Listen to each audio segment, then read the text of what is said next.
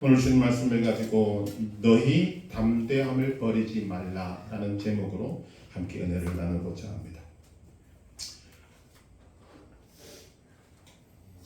요한일서 3장 18절에는 우리가 말과 혀로만 사랑하지 말고 행함과 진실함으로 하자라고 말씀하고 있습니다. 또 야고보서 2장 17절에는 행함이 없는 믿음은 그 자체가 죽은 것이라고 말씀합니다. 믿는다는 고백이 있어도 실제 삶에서 변화와 실천이 따르지 않으면 그 믿음이 생명력을 잃은 상태, 즉 죽은 믿음이라고 경고하는 것입니다. 또한 믿습니다 라고 말하고만 있는 것은 귀신도 하나님이 한 분이심을 믿고 떤다는 것으로 그 믿음이 얼마나 힘이 없는가에 대한 것을 우리에게 가르치고 있는 것입니다. 믿음은 행함이 있는 믿음이어야 합니다. 그리고 믿음으로 행할 때 가장 결정적인 힘이 무엇인가 하면 바로 담대함이라는 것입니다. 담대함이라는 것은 용기와 담력의 의미로 함께 쓰이고 있습니다. 오늘날 많은 사람들이 인생에서 실패하는 이유 중에 큰 이유가 바로 담대함을 잃어버리기 때문이다 라고 말합니다. 지혜나 지식이 많은 사람이 반드시 인생에 승리하는 것은 아닌 것으로 보입니다. 같은 수준의 지식이나 지혜를 가진 사람이 똑같이 출발을 했는데도 어떤 사람은 인생에서 승리하고 어떤 사람은 인생에서 실패합니다. 무엇이 승패를 가늠하는가? 인생을 살아갈 때 소극적인 마음으로 갈까 말까 망설이다가 그 자리에 머물러 있거나 뒤로 물러가면 패하는 것이고, 담대하게 앞으로 나아가면 승리하더라는 것입니다. 믿음도 마찬가지입니다. 우리가 믿음 생활 가는 가운데 말씀을 들을 때, 일상생활할 때 하나님은 여러분에게 분명히 말씀하고 계십니다. 이거 해라 저거 해라. 그런데 우리는 그것을 행할 때마다 두려움을 느끼게 되는 것입니다. 하나님의 말씀임을 알면서도 그 말씀대로 순종하지 않는 결정적인 이유가 무엇인가? 내 마음에 담대함을 잃어버리기 때문입니다. 모세가 죽은 후에 그의 뒤를 이어 지도자가 된 여호수아에게 하나님께서는 약속의 말씀을 주시고 그것이 이루어지기 위해서는 마음을 강하게 하고 담대함이 있어야 한다라고 말씀하셨습니다. 모세가 죽었지만 지금 이제 이스라엘 백성들에게는 새로운 기회가 열려지게 되었습니다. 하나님께서 약속하신 젖과 꿀이 흐르는 땅으로 들어가는 기회, 새로운 삶이 시작되는 기회, 하나님께서 그들을 가나안 땅에 정착시키겠다는 이런 기회. 그러나 기회만 있는 것이 아니라 문제도 있었습니다. 그들은 하나님의 은혜로 광야에서 먹을 것, 마실 것, 입을 것 걱정 없이 살았습니다. 그러나 이제 가나안 땅에 들어가면 이제 그 문제를 걱정해야 됩니다. 식량 문제, 물 문제, 잠자리 문제, 위생 문제 등 수없이 많은 문제가 있습니다. 거기다가 강대한 적들이 도사리고 있습니다. 하나님께서 약속의 말씀을 주셨고 그들과 함께 하시지만 이스라엘 백성들이 강하고 담대한 믿음으로 말씀에 순종해서 앞으로 나아가지 않으면 눈앞에 있는 새로운 기회도 붙잡을 수가 없고 문제를 해결할 수도 없고 가나안 땅을 차지할 수도 없게 되는 것입니다. 오늘날 많은 사람들이 이 담대함이 없어서 인생을 제대로 살지 못하는 경우들을 참 많이 봅니다. 그리고 후회합니다. 그 앞에 다가온 기회들을 붙잡지 못하고 담대한 용기를 가지고 붙잡지 못해서 다 지나가고 난 다음에 후회하면서 이런 말을 하는 것입니다. 제게도 기회는 있었습니다. 그렇지만 두려움이 앞서서 그 기회를 놓치고 말았습니다. 지금 이것을 붙잡으면 내가 누리고 있는 이 안정감을 잃어버릴까봐 두려워서 모험을 시도하지 못했습니다. 기회를 놓쳤습니다. 담대한 마음으로 그 기회를 붙잡았으면 훨씬 내 인생이 좋았을 것인데 그렇게 하지 못했습니다. 이런 소리 정말 많이 듣습니다.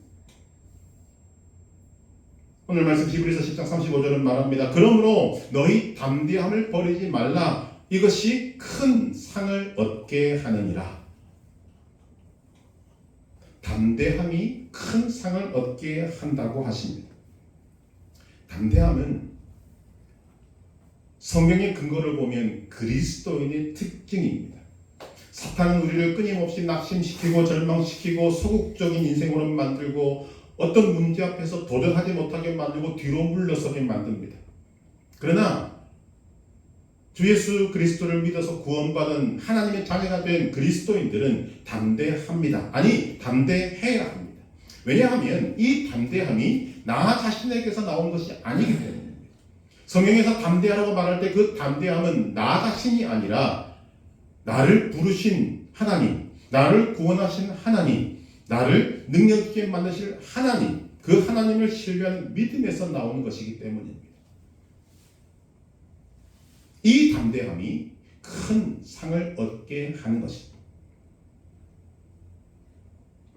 왜 우리가 담대해야 합니까? 왜 그리스도인들이 이 세상을 향할 때 담대한 믿음으로 살아야 합니까? 여호수아 말씀을 인생을 놓고 우리가 함께 말씀을 살펴보면 이렇습니다. 첫째, 하나님의 약속의 말씀이 있기 때문에 우리는 담대해야 합니다. 하나님의 말씀인 성경은 약속과 성취로 요약됩니다. 하나님께서는 창세기부터 요한계시록까지 수많은 약속의 말씀을 주셨고 약속의 말씀을 성취하셨고 성취하고 계시고 앞으로도 계속해서 성취하실 것입니다. 예레미야 33장 2절은 이렇게 말합니다. 이를 행하시는 여호와, 그것을 만들며 성취하시는 여호와, 그 이름을 여호와라 하는 이가 이와 같이 말씀하십니다. 하나님은 일을 행하십니다. 그것을 성취하십니다. 그리고 그 이름을 여호와, 전능하신 하나님, 창조주 하나님께서 그 일을 만들어 가시겠다고 약속하시고 있는 것입니다. 뿐만 아니라 하나님의 말씀이 성취될 수밖에 없는 이유가 무엇인가? 그 아들 예수 그리스도가 그 약속의 말씀이 성취되도록 값을 다 지불하셨기 때문입니다. 예수님께서 이 땅에 오신 것은 단순히 우리를 구원하기 위해서만 아닙니다. 예수님께서 십자가에 죽으시고 부활한 것은 우리를 구원시키실 뿐만 아니라 우리를 통해서 하나님의 뜻이 이 땅에 이루어지도록 하기 위해서 값을 다 지불하신 것입니다. 창세기에서부터 요한계시록까지 기록된 수많은 하나님의 약속의 말씀이 성취될 수 있도록 이미 값을 다 지불하셨다는 것이죠. 그렇기 때문에 하나님의 말씀은 성취 안 될 수가 없다는 것입니다. 그 성취될 수밖에 없는 하나님의 약속의 말씀이 바로 하나님의 자녀들에게 주어지게 됩니다. 왜냐하면 하나님의 약속의 말씀은 자녀들을 통해서 이루어지기 때문입니다. 그런데 약속의 말씀이 하나님의 자녀들을 통해서 이루어지기 위해서는 하나님의 자녀가 강하고 담대한 믿음으로 약속의 말씀을 믿고 강하고 담대하게 말씀에 순종해야만 이루어지게 되는 것입니다. 그러나 많은 그리스도인들이 하나님의 약속의 말씀을 알고도 하나님의 약속의 말씀을 듣고도 자기에게 임하신 하나님의 말씀을 받았음에도 불구하고 담대하게 실행하지 못해서 하나님의 말씀 반드시 이루어질 수밖에 없고 값이 다 지불되어진 그 말씀을 그냥 그림의 떡처럼 만들어 버리고 있다는 것입니다. 아브라함을 보십시다. 어느 날 하나님의 약속의 말씀이 아브라함에게 임했습니다. 창세기 12장 1절에서 3절, 너는 너의 고향과 친척과 아버지의 집을 떠나 내가 네게 보여줄 땅으로 가라. 내가 너로 큰 민족을 이루고 네게 복을 주어 네 이름을 창대하게 하리니 너는 복이 될지라. 너를 축복하는 자에게는 내가 복을 내리고 너를 저주한 자에게는 내가 저주하니 땅의 모든 족속이 너로 말미암아 복을 받을 것이라 하신지라. 아브라함이 이 말씀을 들었을 때 나이가 75세였습니다. 이미 은퇴기에 들어서 있습니다. 인간적인 생각에서 본다면 아브라함은 일선에서 물러난 사람입니다. 그러나 하나님께서는 그런 인생을 통해서 불러서 새 출발을 시키시는 것입니다. 너는 복이 될지라. 너는 큰 민족을 이루라. 너의 이름을 창대하게 하라. 아브라함 입장에서 보면 하나님께서 자신을 불렀을 때 이렇게 말할 수 있었습니다. 하나님, 제 나이 75세입니다. 저더러 모두 할아버지라고 부릅니다. 나이가 들어서 이제 제 마음속에 용기는 사라졌습니다. 할 수 있는 건강도 없습니다. 그리고 길도 모르면서 어떻게 떠납니까? 사양하겠습니다. 얼마든지 이렇게 말할 수 있었습니다. 그러나 아브라함은 그렇게 하지 않았습니다. 그는 구구한 변명을 늘어놓으면서 자신을 움츠러들게 하지 않았다는 것입니다. 그는 하나님의 약속의 말씀을 듣고 어디서 나왔는지 모르겠습니다만 담대한 용기를 가지고 하나님의 말씀을 붙들고 출발했습니다. 창세기 12장 6절 이에 아브라함이 여호와의 말씀을 따라갔고 사람은 새로운 기회가 되어도 나이 때문에 얽매입니다. 그리고 환경 때문에 얽매입니다. 그러나 하나님께서는 나이, 환경 보시지 않습니다.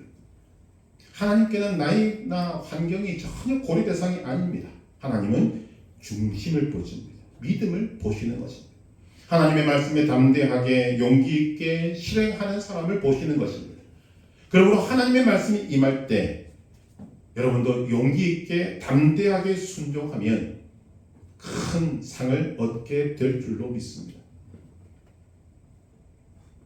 아브라함은 75세 때 하나님의 말씀이 임하자 순종하여 말씀을 따라갔습니다. 본토 친척아비 집을 떠났습니다. 여러분 이것은 그냥 이런 말을 들었으니까 한번 가볼까 해서 갈 수 있는 것이 아닙니다.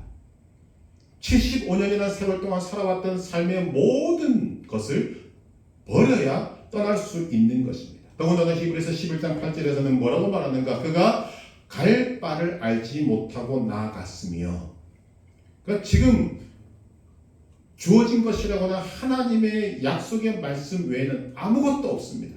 손해볼 것이 너무나 많습니다. 하나님의 말씀에 순종하기 위해서는 3중, 4중, 5중, 6중 엄청난 장애물들이 있었지만 아브라함은 그 모든 것들을 담대한 마음을 가지고 용기 있게 나서서 결국은 믿음의 조상이 될 수 있었던 것입니다.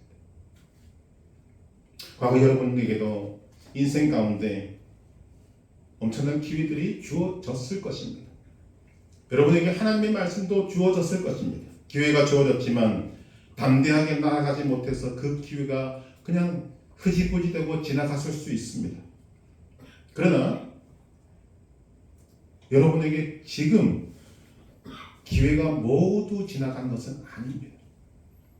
지금 하나님의 말씀이 여러분들에게 들려온다면 하나님은 여러분들을 다시 놀라운 믿음의 세계로 부르고 계시는 것입니다. 새로운 기회로 부르시는 것입니다. 새로운 기회를 열어주시면서 여러분이 인생의 주인공이 되라고 불러주고 계시는 것입니다.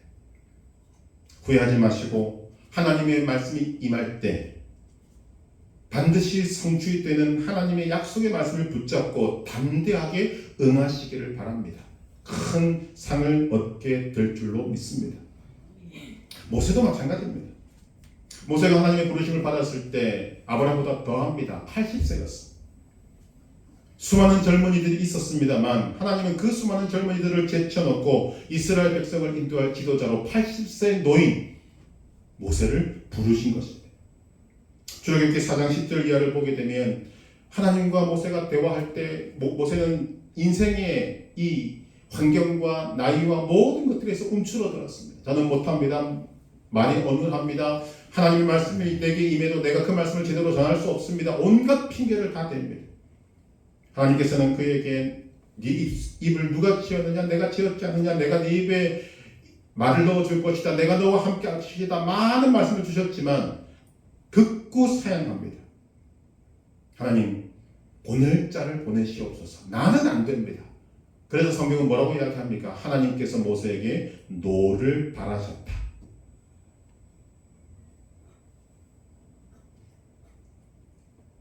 단순히 한 줄 문장이 아닙니다. 하나님께서 노를 바라시면 우리는 그 앞에서 부들부들 떨어야 얼마나 무서운지 모르고 오늘도 하나님께서는 은혜로 주어진 인생을 믿음으로 대하지 않고 소극적인 자세로 움츠러들고 주눅들고 앞으로 전진해 나가지 못하는 그런 인생들을 향해서는 노를 바라십니다. 하나님의 약속의 말씀을 듣고도 나는 할 수 없습니다. 나는 못합니다. 나는 안 됩니다. 라고 말하는 사람에게 노를 바라시는 것입니다. 모세는 하나님과의 대화 속에서 처음에는 정말 살아온 인생길도 그렇고 자기의 처해진 환경도 그렇고 나이도 그렇고 모든 조건들을 볼 때 나는 할 수 없다는 것을 뼈저리게 느꼈을 것입니다. 그런데 모세가 하나님과의 대화에서 느낀 것이 있었다고 생각됩니다. 하나님 속에서 나오는 그 굽히지 않은 의지, 반드시 모세를 쓰시고야 말겠다는 하나님의 의지, 그가 믿는 하나님, 전능하신 하나님께서 나를 붙들어 쓰시겠다는데 라는 생각이 미쳤을 것입니다. 거부할 수 없다는 것을 느꼈다는 것입니다. 그래서 마음을 달리 먹었습니다. 그래서 하나님이 쥐어주신 그 지팡이를 들고 담대하게 애굽으로 가서 하나님의 위대한 종이 될 수 있었던 것입니다. 하나님께서 여러분들에게 인생의 기회를 열어주시고 여러분을 부르실 때 우리는 누구든지 이렇게 대답 변명할 수 있습니다. 하나님, 저는 나이가 많아서 살 수 없습니다. 저는 배운 것이 모자랍니다.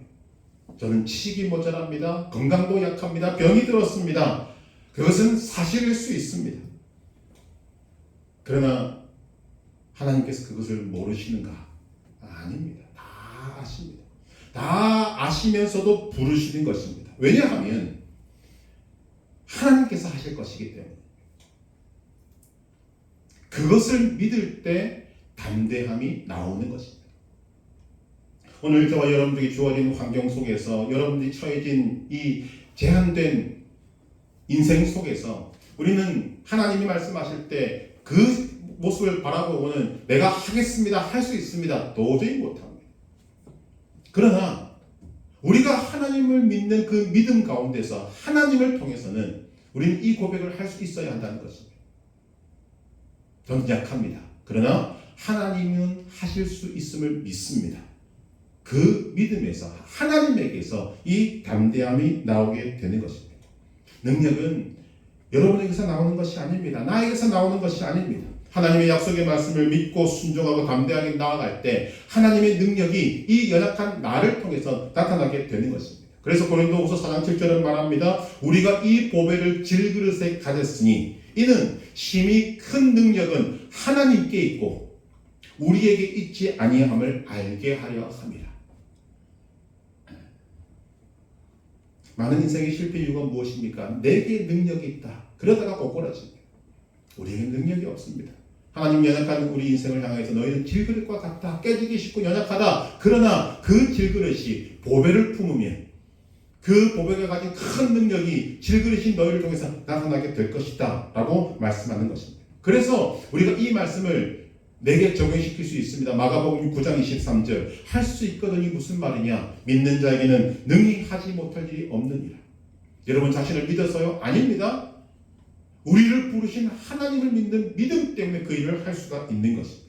하나님의 약속을 말씀을 붙들고 반드시 성취되는 하나님의 약속의 말씀을 붙들고 부르심에 응하고 담대한 믿음으로 순종해서 나아가면 능력도 하나님으로부터 오고 지혜도 하나님으로부터 오고 지식도 하나님으로부터 오고 모든 것이 다 따라오게 되는 것입니다.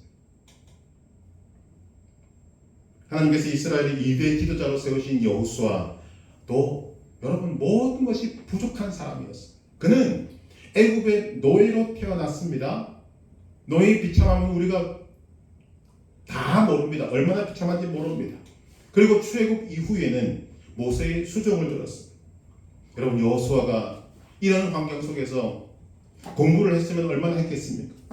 지식이 있으면 얼마나 했겠습니까?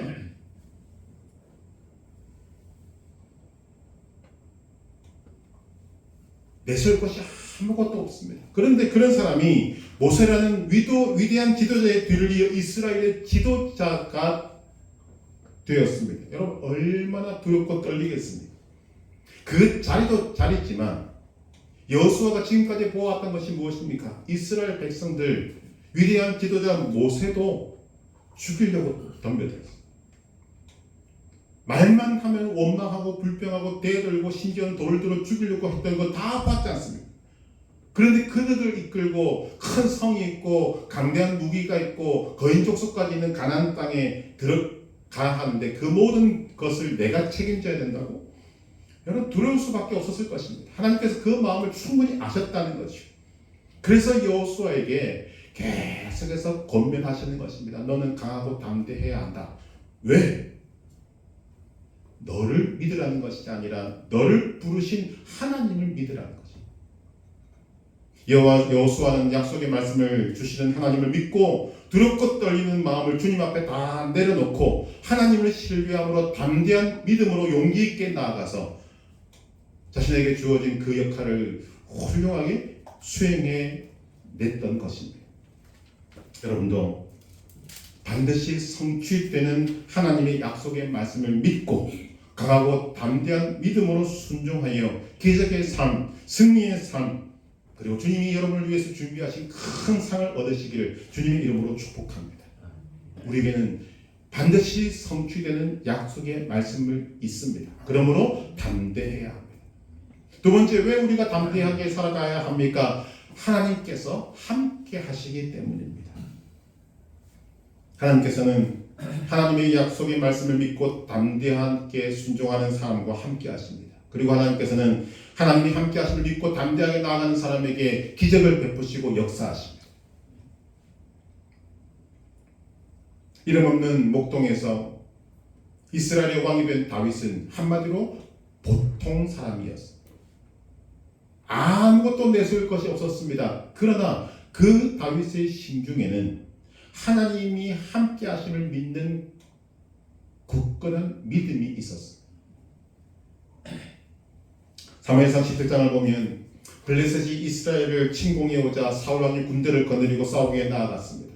블레셋 군대에 골리앗이라는 장군이 있었는데 키가 9척 약 3m 가까이 되고 그가 가진 창은 백표체같이 크고 무서웠습니다.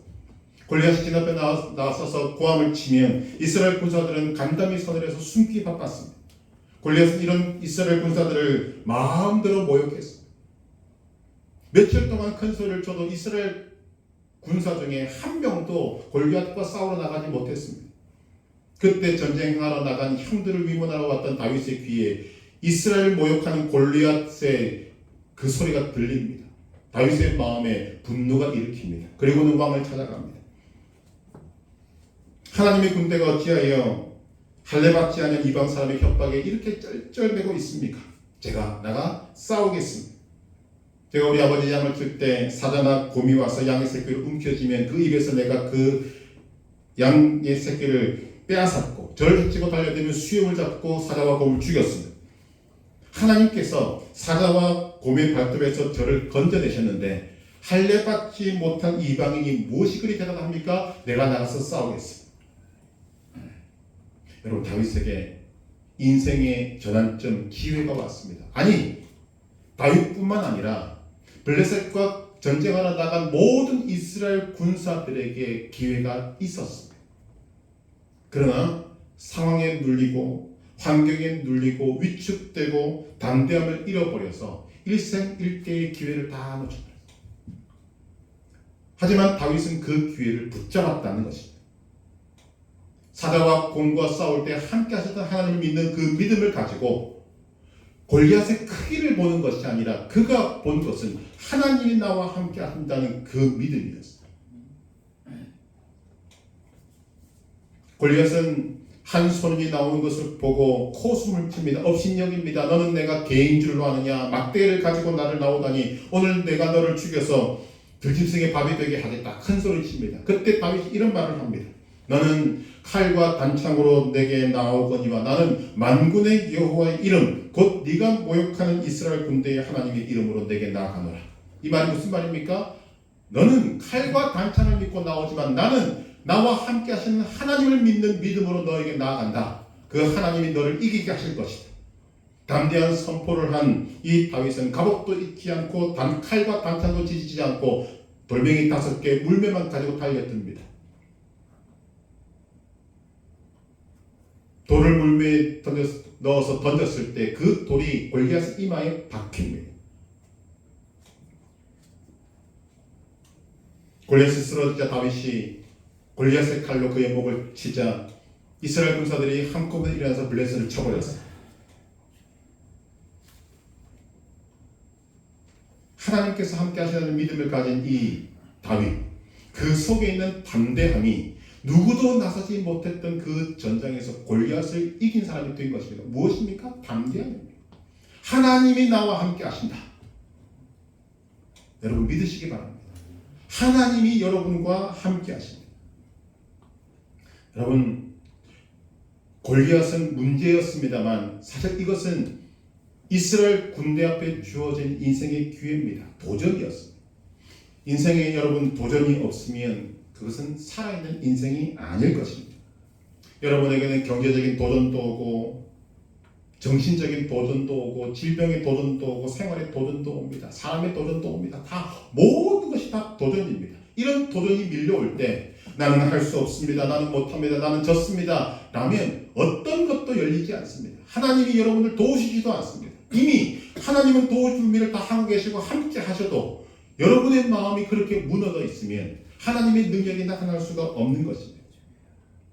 그러나 돈도 없고 건강도 없고 나이도 많고 배운 것도 없어도 만군의 하나님께서 나와 함께 하신다는 이 믿음을 가지고 담대하게 나아가면 하나님께서 그 사람을 위해서 기적을 베풀어 주신다는 것입니다.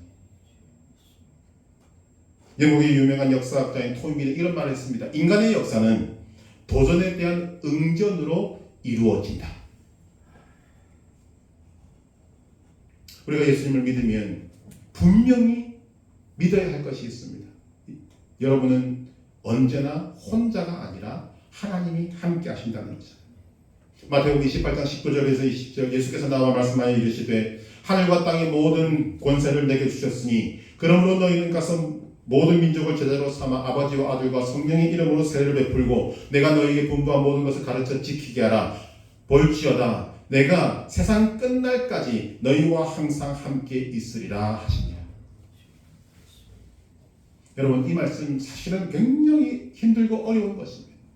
만방으로 가서 복음을 전하는 것이 쉽습니까? 집안에 있는 사람에게도 복음을 전하는 것이 어려운데 이 놀라운 말씀을 주시고는 하나님께서 딱 하나 약속하셨습니다. 볼지어다 내가 세상 끝날까지 너희와 항상 함께 있으리라. 이 말씀 붙들고 가는 것입니다. 그리고 이 말씀 붙들고 성공했습니다. 그리고 그 복음이 오늘 저와 여러분들에게까지 임한 것입니다. 요한복음 14장 18절 내가 너희를 고아와 같이 버려두지 아니하고 너희에게로 오리라. 이사야 41장 10절 두려워하지 말라 내가 너와 함께함이라. 놀라지 말라 나는 네 하나님이 됨이라. 내가 너를 굳세게 하리라. 참으로 너를 도와주리라. 참으로 나의 의로운 오른손으로 너를 붙들리라. 하나님께서 여러분과 함께 하십니다. 말씀을 근거로 여러분은 이런 말씀을 드리고자 합니다. 여러분과 함께 하신 하나님은 여러분의 문제보다 크고 위대하신 하나님이십니다. 여러분과 함께하는 하나님은 여러분의 질병보다 크고 위대하신 하나님이십니다. 여러분과 함께하는 하나님은 여러분의 고통보다 크고 위대하신 하나님이십니다. 그 하나님이 나와 함께 하심을 믿고 강하고 담대하게 믿음으로 도전해 나아갈 때 여러분에게 도전장을 내밀었던 인생의 모든 문제들이 여러분 앞에서 깨부서지고 박살나고 사라질 줄로 믿습니다. 그래서 큰 상을 얻게 되는 것입니다. 인생을 살아갈 때 우리에게 필요한 가장 중요한 믿음이 무엇입니까? 하나님이 나와 함께 하신다. 예수님이 이 땅에 오실 때부터 하나님께서 이미 이름을 알려주셨습니다. 임마누엘, 우리와 함께 하시는 하나님. 육신으로 오셨던 예수님은 짧은 기간 계셨습니다만 지금 우리는 성령 하나님께서 함께 하십니다. 영원까지. 그렇기 때문에 우리는 담대하게 나아가야 한다는 것입니다. 세 번째로 하나님의 말씀을 실천함에도 강하고 담대한 믿음이 있어야 합니다. 하나님의 말씀을 실천하는 데는 담대함이 필요합니다. 왜냐하면 시험과 핍박이 있기 때문입니다. 믿지 않는 가정에서는 핍박이 있고 믿지 않는 동료가 조소하는 것이 있고 여러 가지 어려움이 다가옵니다. 심지어 믿는 사람으로부터 오는 어려움도 있습니다. 이러한 시험과 핍박과 조소와 어려움을 이기려면 담대한 믿음이 반드시 필요한 것입니다. 오늘 말씀 32절에 보면 31절 이하에 보니까 이렇게 기록하고 있지 않습니까? 전날에 너희가 빛을 받은 후에 고난의 큰 싸움을 견디어낸 것을 생각하라. 전날에 너희가 빛을 받은 후에 예수 그리스도를 만난 이후에 구원받은 이후에 우리에게 뭐가 있습니까? 고난의 큰 싸움을 견디어낸 것이 있다. 영적 전쟁이 있다. 큰 싸움이 있다고 말씀하십니다. 그 싸움은 우리가 피할 수 있는 것이 아닙니다. 도망갈 수 있는 것이 아닙니다. 골리앗이 나와서 고함칠 때 이스라엘 군사들을 같이 앉아서 버티면 되는 그런 것이 아닙니다. 반드시 싸워야 합니다. 무엇으로 싸울 것입니까? 믿음의 담대함입니다.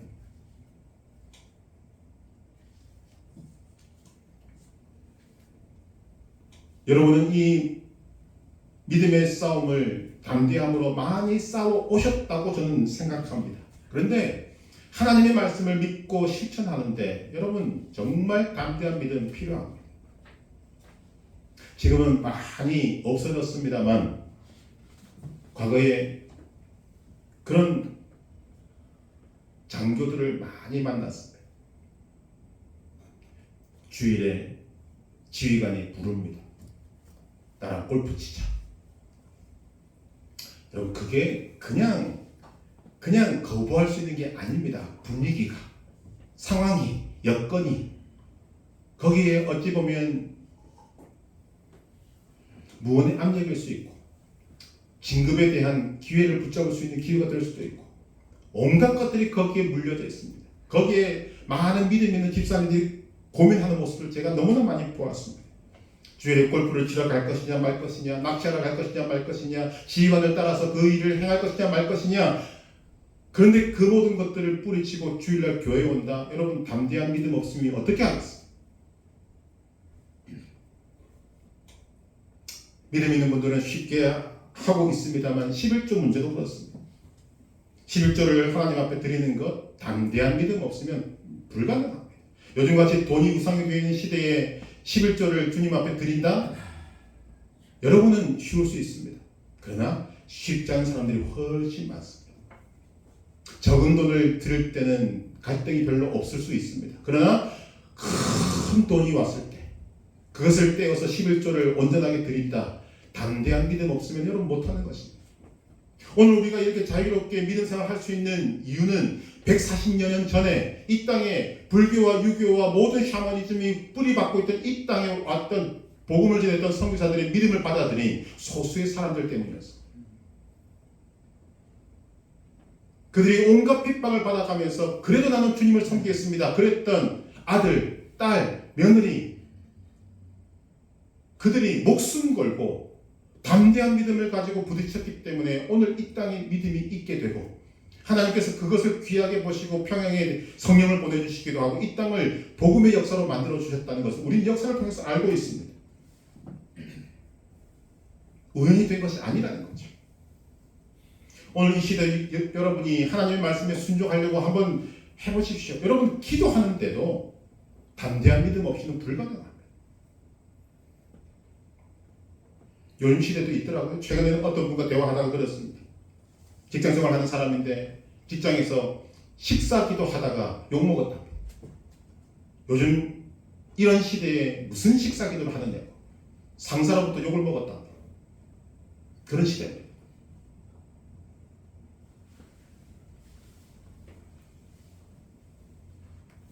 여호수아 1장 7절에 보니까 하나님 이런 말씀을 여호수아에게 하십니다. 오직 강하고 극히 담대하여 나의 종 모세가 네게 명령한 그 율법을 다 지켜 행하고 우로나 좌로나 치우치지 말라. 그리하면 어디로 가든지 형통하리니. 제가 이 말씀을 가지고 계속 묵상했습니다. 그 앞에 말씀도 있습니다. 너는 강하고 담대하라. 뒤에도 있습니다. 강하고 담대하라. 그런데 모세가 전해준 율법을 지키고 우로나 좌로나 치우치지 말라라고 하는 이 말씀 앞에 있는 말씀은 더 강하게 하고 있습니다. 오직 강하고 극히 담대하여 율법을 다 지켜 행하라. 우로나 좌로나 치우치지 말라. 왜 하나님께서 말씀을 지키는데 이렇게 강하게 말씀하실까? 여호수아가 직접적으로 간접적으로 체험한 것들이 저희 마음속에 떠오릅니다.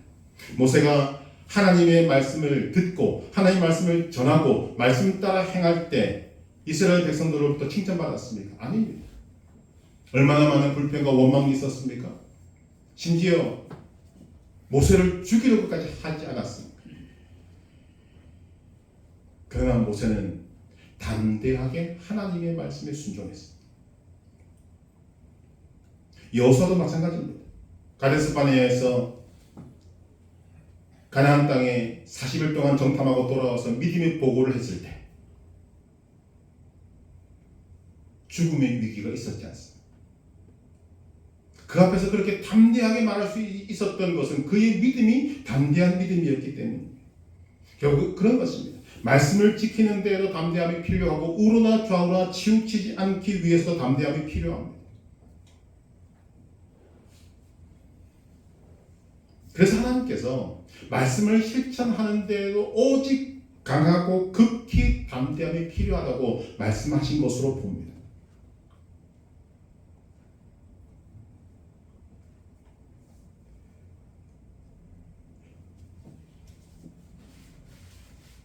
하나님께서 오늘 저와 여러분들의 믿음을 지금 정리시키고 계시다는 것을 제가 깊이 느낍니다. 몇 주 전부터 주어졌던 것과 같이 우리의 믿음이, 우리의 기도가 응답되기 위해서는 먼저 하나님과 우리와의 질서가 세워져야 되는데 그 질서를 세우기 위해서 우리에게 필요한 것이 무엇인가? 바로 담대함입니다. 좌우나 우로나 치우치지 않기 위해서 우리에게 필요한 것은 담대한 믿음이 있어야 합니다.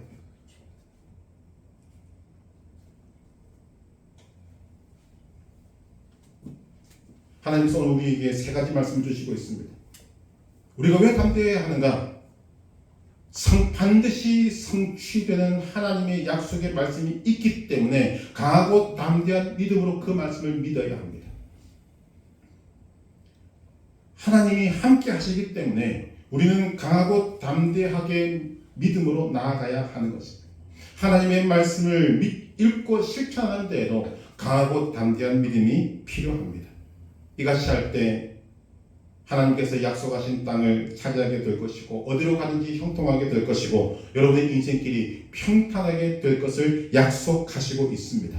그리고 오늘 말씀, 그러므로 너희 담대함을 버리지 말라. 이것이 큰 상을 얻게 하느니라.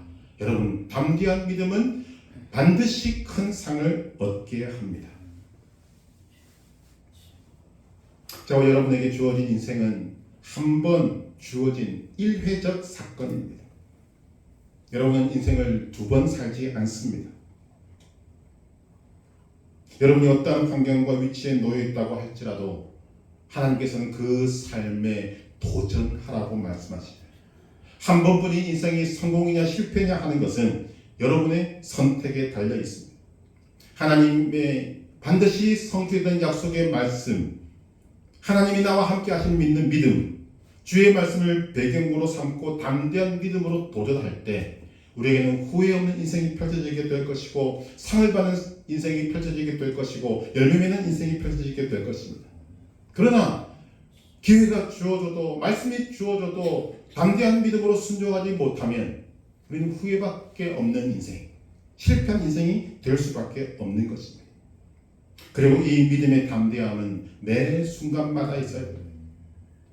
하나님께서 이스라엘 백성들을 출애굽시킨 이후에 하나님 이스라엘 백성들 어느 누구도 차별하시지 않았습니다. 그들에게 만나와 메추라기, 반석의 물, 구름기둥, 불기둥을 모든 사람에게 동일하게 베풀어 주셨습니다. 이 말이 무슨 말인가 하면 모든 사람이 젖과 꿀이 흐르는 하나님이 주시고자 하는 그 가나안 땅에 다 들어갈 수 있었다는 것입니다. 모두가 승리자가 될 수 있었습니다. 약 300만 명이 전부 다 들어갈 수 있었다는 것입니다. 그러나 약 300만 명 중에 오직 두 사람만 가나안 땅에 들어갔습니다. 무엇이 이들의 운명을 갈라놓았습니까? 성경은 담대함이라고 말합니다. 정탐을 다녀와서 똑같은 것을 보고 온 12명의 정탐꾼 중에서 여호수아와 갈렙만 담대한 믿음을 가지고 하나님의 약속을 붙들었습니다. 함께 하신 하나님을 믿었습니다. 그리고 선포했을 때 하나님은 그들의 믿음을 보시고 그들을 약속의 땅으로 인도하신 것입니다. 그 외에 약 300만 명이 되는 그 엄청난 숫자의 사람들은 다 거부했습니다. 담대한 믿음이 없었습니다. 우리는 죽었다 그랬습니다. 우리는 그들의 밥이라 그랬습니다. 못 들어간 것입니다. 그랬던 여호수아입니다. 그런데 여호수아 1장에 보게 되면 그런 담대한 믿음의 소유자인 여호수아가 이스라엘의 지도자라는 막중한 임무가 주어지자 또 마음이 흔들립니다. 하나님께서 여러 번 말씀하시면서 강하고 담대하라고 할 만큼 그의 마음이 흔들렸다는 거죠. 무슨 말입니까? 담대함은 한 번으로 끝나지 않는다는 것입니다. 매 순간 내게 주어진 상황 속에서 모든 것들 속에서 우리는 담대함을 발휘해야 하는 것입니다. 하나님께서는 여러분 모두 다 담대한 믿음으로 아브라함처럼 모세처럼 다윗처럼 여호수아처럼 하나님의 말씀에 순종하여 큰 상을 얻기를 원하고 계십니다. 여러분 조용히 인생길 가운데 여러분이 스쳐 지나가는 생각들 속에서 하나님의 말씀이 들려올 것입니다. 이렇게 하라 저렇게 하라 누구를 도와라 누구에게 말을 전해라 누구 손을 잡아주라 누구를 한번 안아주라 이런 하나님의 말씀이 임할 때 여러분 담대한 믿음으로 순종하시기를 바랍니다. 그것이 하나님이 여러분들에게 큰 상을 주는 통로인 것입니다. 여러분 모두가 성령 충만함을 받고 하나님의 약속의 말씀을 담대하게 믿고 하나님의 함께 하심을 담대하게 믿으며 담대하게 하나님의 말씀을 실천하여 하나님의 뜻을 이루고 하나님께 영광 돌리며 승리의 삶, 성공적인 삶을 사시길 주님의 이름으로 축복합니다.